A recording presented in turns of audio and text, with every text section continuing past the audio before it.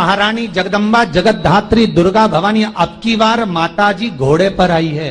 तो घोड़े पर जो देवी जी आती है वो समृद्धि को देने वाली आती है, लक्ष्मी की वृद्धि करने वाली आती है। जैसी घोड़े की रफ्तार होती है उस रफ्तार से लक्ष्मी घर में आती है। तो ये मत सोचना कि कोरोना महामारी ने हमको नीचे गिरा दिया या कोरोना महामारी ने रोक दिया, कमाई के स्रोत रोक दिए, धन रोक दिया। चिंता मत करना, मेरी माँ जगत जननी दुर्गा भवानी अब की बार घोड़े पर आई है। साल भर में इतना धन दे देगी कि आपने पीछे के 4 साल में नहीं कमाया होगा, इतनी मेरी माँ भंडार भर देगी। उस कलश पर आम के पल्लव शिव का वर है। किसका वर है ये? शंकर का। 11 आम के जो पत्ते जिस डाली में लगे होते हैं वो डाली कोमल सी डाली, 11 टुकड़े महाराज एक कच्चे सूत से लपेटकर 11 बार उसका भाग, जब उसको लपेट लोगे इस तरह से इकट्ठा करके आगे का जो भाग है 11 बार कच्चा सूत लपेटने के बाद जो भाग पीछे का आगे का कोई भी हो उसको शहद में डुबाकर शिव जी को समर्पित कर दो। किस जगह पर रखना है? अशोक सुंदरी वाली जगह। अशोक सुंदरी की जगह जानते हो आप लोग, पहले भी आपको बताया है, आज फिर आपको वर्णन कर दें। जैसे ये गोल जलाधारी है, ये शिवलिंग रखा है, ये 2 जहां से पानी बह रहा है बाबा के चरणारविंद, राइट में श्री गणेश जी का स्थान, लेफ्ट में कार्तिकेय का स्थान, बीच में अशोक सुंदरी की जगह। शंकर भगवान की 6 लड़कियां हैं।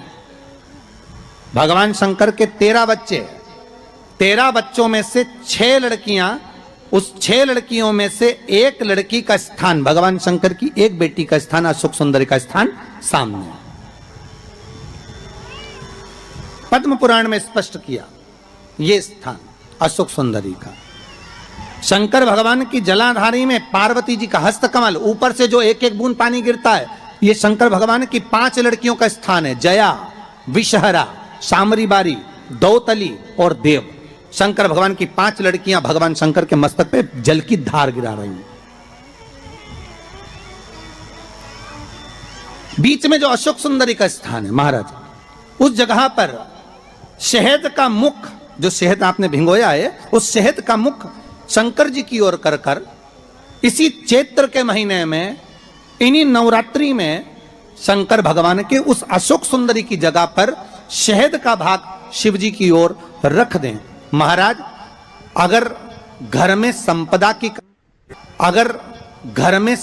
की कमी हो या कोई पैसा खा गया हो, रुपया नहीं दे रहा हो, पैसा अटक गया हो, तो उस शहद को शिव जी की ओर मुख कर कर उस आम के पल्लव की जो डंडी है उसको 11 डंडी को वहां रख दीजिए और उससे अपनी कामना कर कर आ जाइए। हो सके उस शहद में से थोड़ा सा शहद किसी रुमाल पर, किसी कपड़े में लगाकर उसको रख लीजिए। जिस व्यक्ति से पैसे लेना है, जिस व्यक्ति से पैसे मांग रहे हो, उससे एक बार जाकर मिल लीजिए, एक बार उसको खबर कर दीजिए। बाबा चाहेगा भोलेनाथ तो नवरात्रि में ही पैसा वापिस आ जाएगा, अगर शिव कृपा कर दे। ये बाबा की करुणा। आम का पल्लव कोई साधारण नहीं जिसको कलश के ऊपर रखा जाता है, शिव की कृपा। जिस आम के पेड़ पर स्वयं कामदेव चढ़कर भगवान शंकर के तीसरे नेत्र द्वारा जलकर भस्म हो जाते हैं, वो आम का पेड़ साधारण नहीं हो सकता, सहज नहीं है। और वैसे भी शिव शिव है महाराज। सबसे पहली नवरात्रि का व्रत किसने किया था? उत्तर दीजिए। सबसे पहला नवरात्रि का व्रत, नवरात्रि की उपासना सबसे पहले किसने करी थी? भगवान राम ने। अश्विन के नवरात्रि में भगवान राम ने 9 दिन तक कलश की स्थापना कर कर लंकाधिपति रावण को मारने के लिए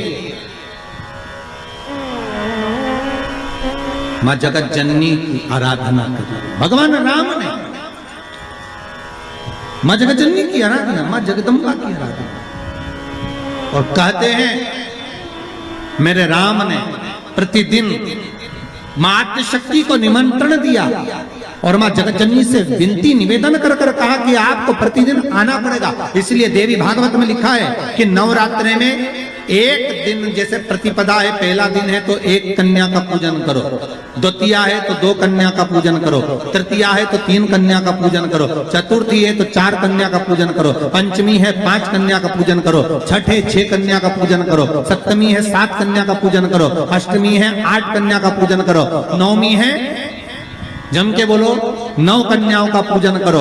और अगर इस तरह से आप पूजन नहीं कर सकते नवरात्रि में तो 9 कन्याओं का पूजन एक साथ या तो अष्टमी के दिन या नवमी के दिन कर दो, या मध्य में, बीच में भी आप कर सकते हो एक साथ। पर अगर आपकी कोई कामना है, आपकी कोई इच्छा है, मालूम पड़े, जैसे कई लोग कहते हैं कि हमारी इच्छा है, हमारी वो मकान नहीं बिक रहा, या हमारी वो जमीन नहीं खरीदी जा रही, या हमारी कोई कंपनी नहीं डल रही, या हमारे काम में ये अड़चन आ रही है, तो नवरात्रि में, 4 नवरात्रि में से किसी भी नवरात्रि में आप नियम बना लो कि एक कलश की स्थापना कर कर एक दिन में एक कन्या का पूजन कर कर उसको भोजन कराना, लाल वस्त्र देना, लाल चुनरी देना, दूसरे दिन में 2 कन्याओं का पूजन कर कर लाल वस्त्र ओढ़ाना, लाल चुनरी देना, तीसरे दिन में 3, चौथे दिन में 4, 5वें दिन में 5, ऐसे 7-9 दिन तक एक एक कन्याओं के क्रम को बढ़ाते बढ़ाते बढ़ाते बढ़ाते आप उस पूजन का विधान प्रबल कर सकते।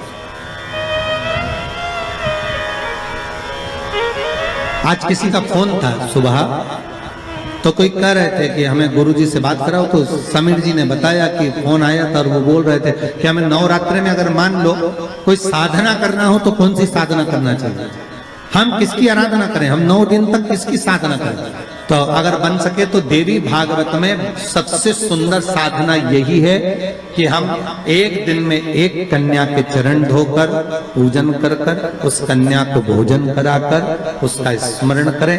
हाँ, ये जरूर है तब आप किसी कन्या को एक दिन में 1, 2 दिन में 2, 3 दिन में 3, 4 दिन में 4, 5 दिन में 5, ऐसे नवरात्रि 4 बार जो नवरात्रि आती है, किसी भी नवरात्रि में आप स्मरण कर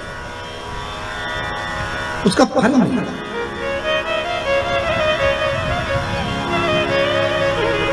उसका फल होगा।